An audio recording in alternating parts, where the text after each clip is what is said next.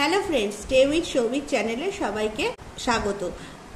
আজকে আমার চ্যানেলের রেসিপি মুর্গ মাসাল্লাম। আর মুর্গ মাসাল্লাম রেসিপিটা বানানোর জন্য আমি এখানে নিয়ে নিয়েছি চিকেনটাকে ভালো করে ধুয়ে পরিষ্কার করে নিয়েছি, আর এর ভেতরেও সমস্ত বার করে পরিষ্কার করে নিয়েছি। এবার আমি চিকেনটাকে ভালো করে ম্যারিনেট করে নেব। আমি এই রেসিপিটা বানানোর জন্য প্রথমে এখানে নিয়ে নিচ্ছি হলুদ, লাল লঙ্কার গুঁড়ো, আমি এখানে নিয়ে নিয়েছি জিরা পাউডার, নিয়ে নিয়েছি এখানে অবশ্যই নুন, আদা আর রসুনের পেস্ট 1 টেবিল চামচ,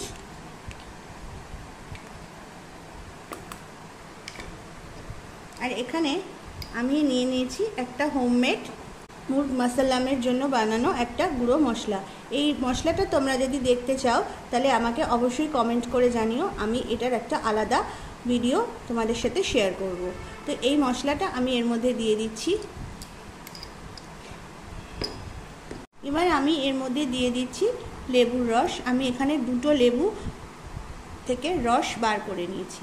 এবার মশলাটাকে আমি এখন ভালো করে মেখে নেব। আর একটা জিনিস মাথায় রাখতে হবে, এই মশলাটার মধ্যে কিন্তু কোনো রকম জলের ব্যবহার করা যাবে না, জল ছাড়া এইভাবে মশলাটাকে মেখে নিতে হবে। তোমরা দেখলে বন্ধুরা, আমি ঠিক মশলাটাকে এইভাবে রেডি করে নিলাম। এবার আমি এখানে চিকেনটা নিয়ে নিয়েছি, আর চিকেনটাকে ভালো করে চারিদিক দিয়ে তোমরা দেখতে পাচ্ছ এরকম করে এটাকে কেচে নিয়েছি।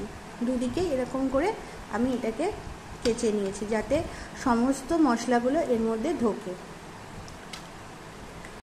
এবার আমি এই যে মশলাগুলো আছে এগুলো নিয়ে এর গায়ে ভালো করে মাখিয়ে নেব।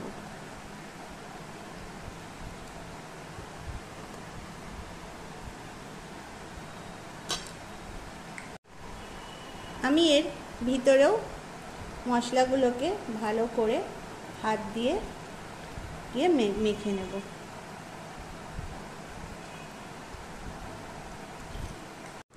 বন্ধুরা, আমার কিন্তু দুদিকে মশলা লাগানো ভালোভাবে কমপ্লিট। আমি এর ভেতরেও ভালোভাবে মশলা লাগিয়ে নিয়েছি।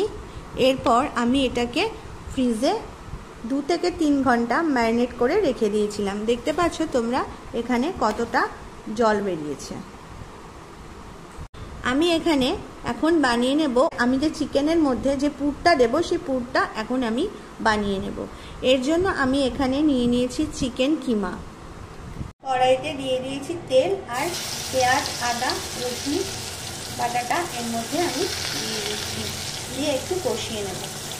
এখন আমি এর মধ্যে দিয়ে দিচ্ছি চিকেন কিমাটা, দিয়ে এটাকে কষিয়ে নেব ভালো করে। ব্যাস, আমাদের পুর কিন্তু এখানে একদম রেডি। আমার কিন্তু এখানে চিকেন পুর রেডি। আমি এর মধ্যে এবার চিকেন পুরটা আস্তে আস্তে দিয়ে দেব, আর এর মধ্যে দিয়ে দিচ্ছি আমি একটা ডিম।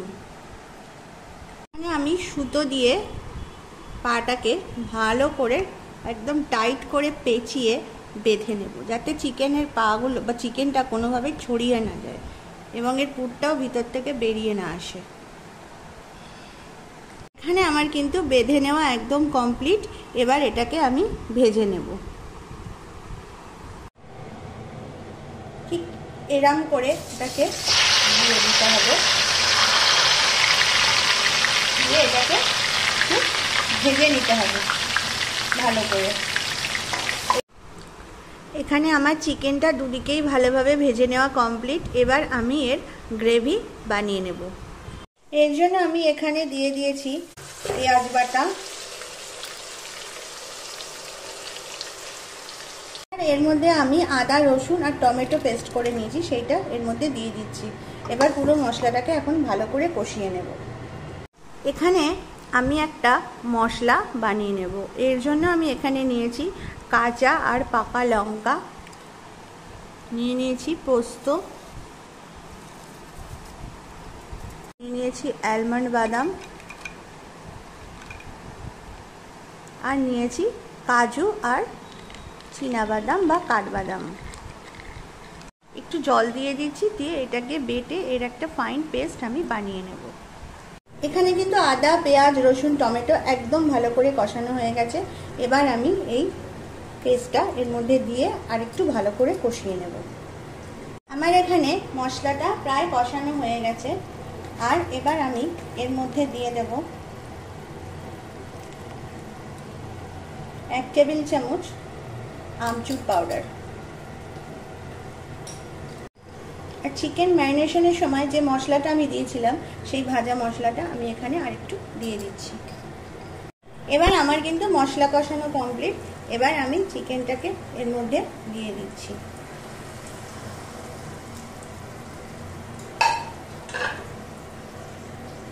একদম গ্রেভি থেকে তেল ছাড়তে শুরু করে দিয়েছে।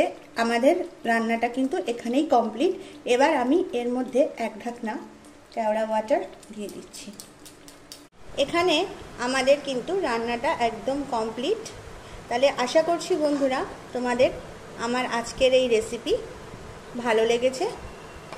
আজ এই পর্যন্তই, আসবো আরও একটা নতুন রেসিপি ভিডিও নিয়ে। ততক্ষণ প্লিজ আমার এই রান্নাটাকে তোমরা একবার ট্রাই করো বাড়িতে, আর অবশ্যই আমাকে কমেন্ট করে জানাও তোমাদের রান্নাটা কেমন লাগলো। টাটা।